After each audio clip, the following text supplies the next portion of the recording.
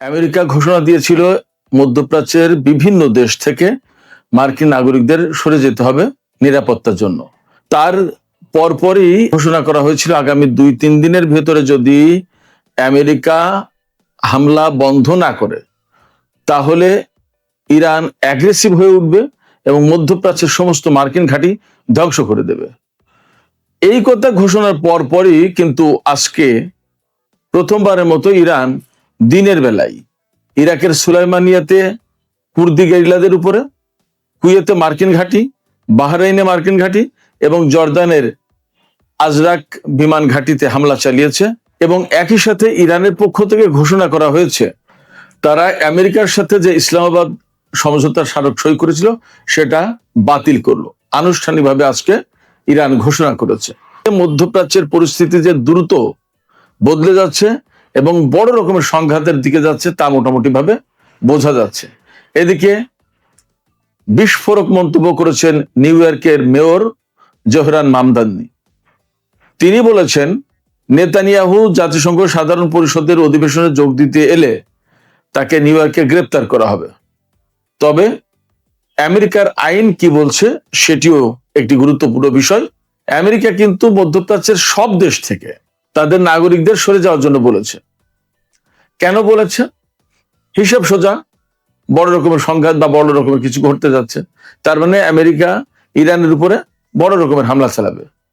Ultimately ইরানও তার বিরুদ্ধে জবাব দেবে।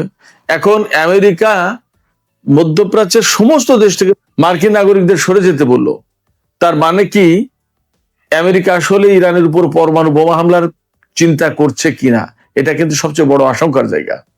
যাই হোক, তারা যদি সে চিন্তা করে, ইরানের পক্ষ থেকে তো বলাই হয়েছে, গতকাল ইরানের পক্ষ থেকে বলেছে যে আমেরিকা যদি ইরানের উপর পরমাণু বোমা হামলা চালায় তাহলে ইসরায়েলকে মানচিত্র থেকে মুছে দেওয়া হবে।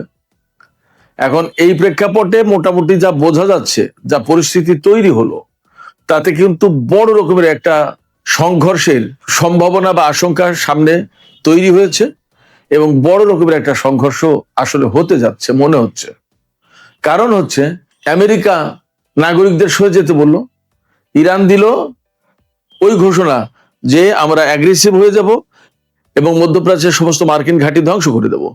এরপরেই ইরানের পক্ষ থেকে বিভিন্ন অবস্থানে এবং বিভিন্ন লক্ষ্যবস্তুতে দিনের বেলায় হামলা হয়েছে এবং এই সমস্ত হামলায় বড় রকমের ক্ষয়ক্ষতির মুখে পড়েছে আমেরিকা।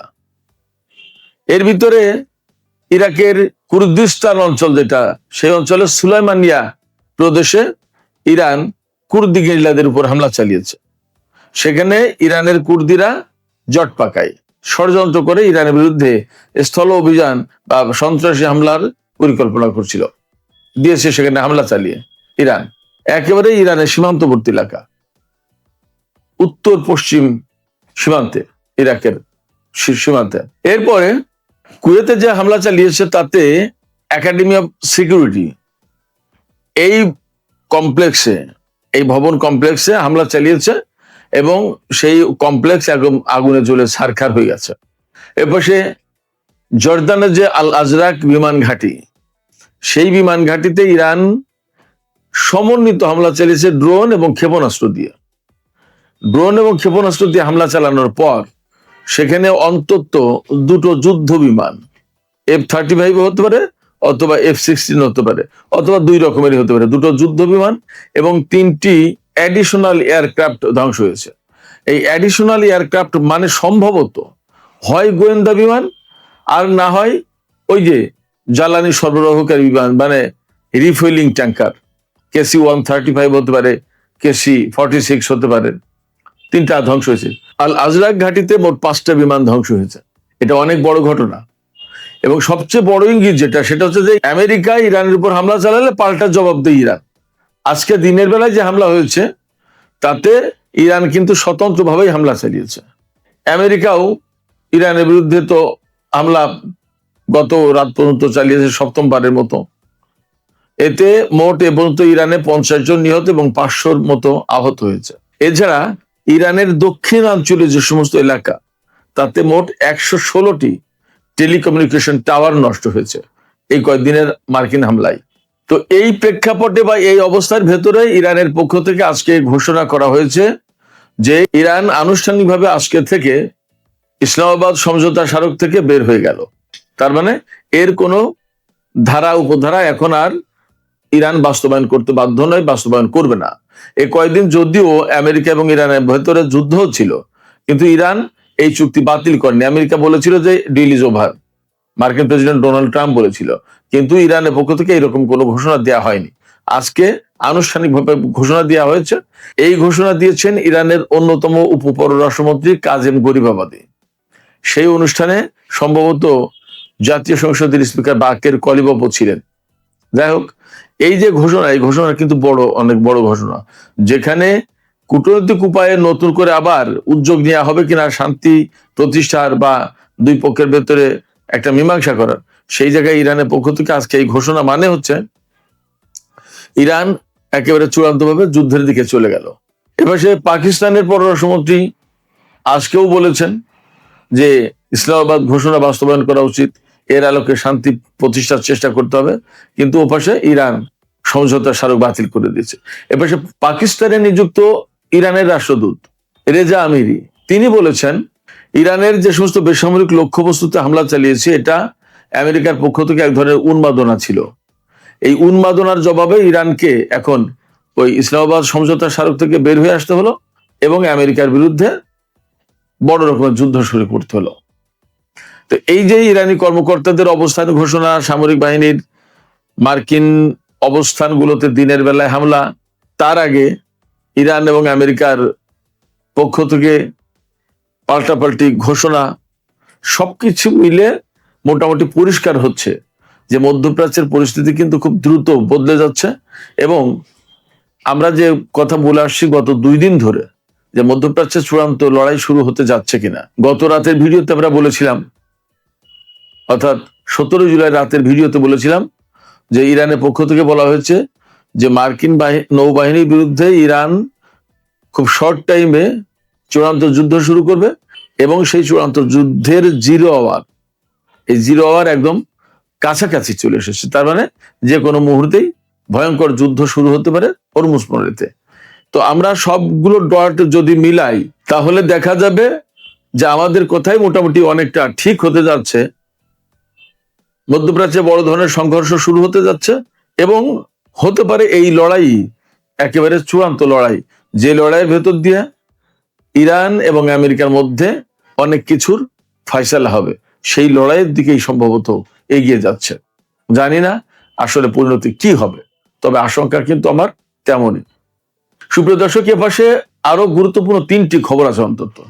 একটা হচ্ছে নিউ ইয়র্কের মেয়র মামদানি, জোহরান মামদানি, তিনি ঘোষণা দিয়েছেন আগামী সেপ্টেম্বর মাসে ইসরায়েলের প্রধানমন্ত্রী বেনিয়ামিন নেতানিয়াহু যদি নিউ ইয়র্ক শহরে আসে জাতিসংঘ সাধারণ পরিষদের অধিবেশনে যোগ দিতে, তাহলে তাকে গ্রেপ্তার করা হবে।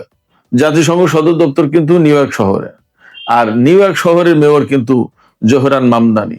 অতএব তার এই ঘোষণার গুরুত্ব কিন্তু অনেক আন্তর্জাতিক অঙ্গনে, আমেরিকার সাথে ইসরায়েলের সম্পর্ক এবং নেতানিয়াহুর আমেরিকা সফর অনেক কিছুর সাথে জড়িত এবং এর গুরুত্ব কিন্তু অনেক।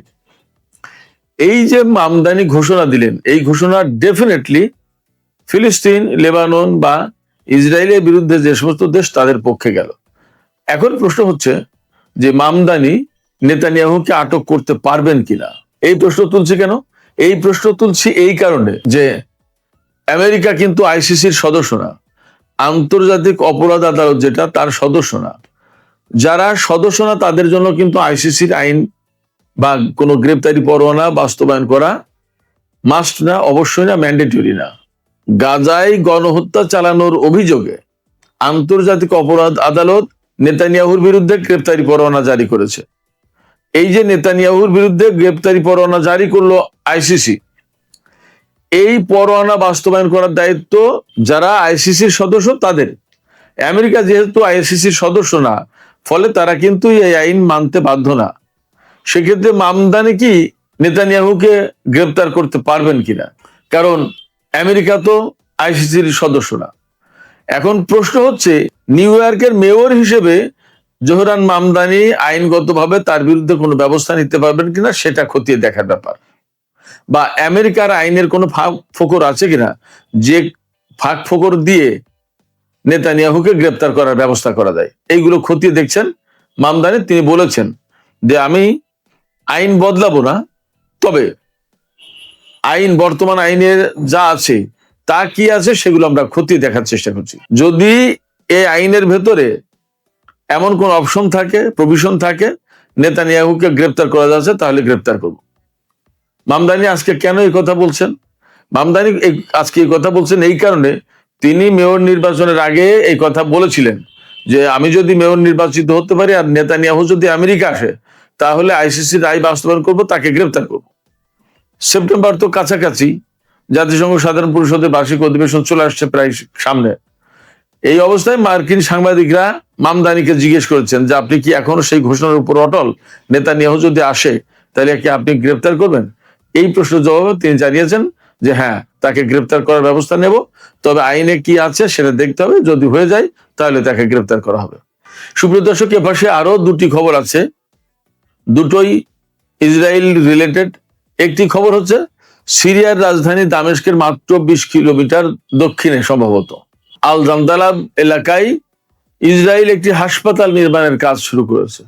সিরিয়ার ভিতরে, সিরিয়ার রাজধানী থেকে মাত্র 20 কিলোমিটার দূরে ইসরায়েল একটি হাসপাতাল নির্মাণের কাজ শুরু করেছে। এই খবর দিচ্ছে সিরিয়ান অবজারভার নামে একটি পত্রিকা, এবং মোটামুটি ভাবে আলোচনা হচ্ছে বিষয়টা নিয়ে যে ইসরায়েল কি করে স্বাধীন সার্বভৌম একটি রাষ্ট্র সিরিয়া, সেই রাষ্ট্রের ভেতরে হাসপাতাল বানায়। হাসপাতালটা কেন বানাচ্ছে? ইসরায়েল বলছে যে দ্রুজ সম্প্রদায়ের চিকিৎসা সেবা টেবা দেওয়ার জন্য। কিন্তু সিরিয়ার দ্রুজ সম্প্রদায়ের যারা ধর্মীয়, তারা বলছে যে আমরা সিরিয়ার প্রতি অনুগত, সিরিয়া আমাদের দেশ। আর বিশেষজ্ঞরা বা রাজনৈতিক বিশ্লেষকরা বা সামরিক বিশ্লেষকরা বা ভূ রাজনৈতিক বিশ্লেষকরা তারা বলছেন যে একটি স্বাধীন সার্বভৌম দেশ সিরিয়া, তার ভিতরে কি করে ইসরায়েল এই হাসপাতাল বানাতে পারে? এটা সম্ভব কিভাবে? নিতান্তই গায়ের জোরে। এবং বর্তমানে যে যিনি ক্ষমতা আছেন আল সারা বা জোলানি, তিনি হয়তো ইসরায়েলকে গ্রিন সিগন্যাল দিয়েছেন। প্রশ্ন হচ্ছে যে তিনি মুসলিমদের স্বার্থ এবং সিরিয়ার স্বার্থ রক্ষা করার জন্য তো সিরিয়ার প্রেসিডেন্ট হয়েছেন, এখন তিনি কি করে ইসরায়েলের হাসপাতাল নির্মাণের এখানে অনুমতি দেন? অথচ ইসরায়েলের সাথে সিরিয়ার কিন্তু শত্রুতা কাগজে কলমে অন্তত।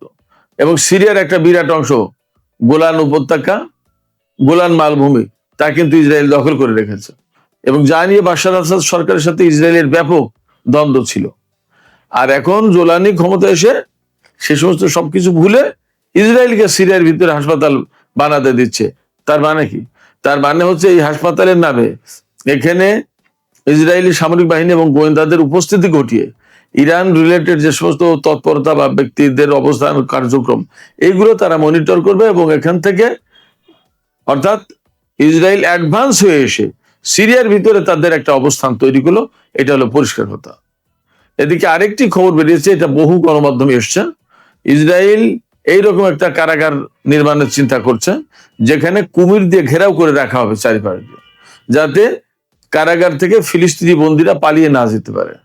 চিন্তা করতে পারেন? এবং এখানে নীল নদের কুমির এনে দেওয়া হবে। তাহলে মানবতা কোথায়? মনুষ্যত্ব বোধ কোথায়? সভ্যতা কোথায়? এটা কি সভ্য দুনিয়া? এই প্রশ্ন কিন্তু আসে। সুপ্রিয় দর্শক, এখনকার আলোচনা এখানে শেষ করতে চাইছি।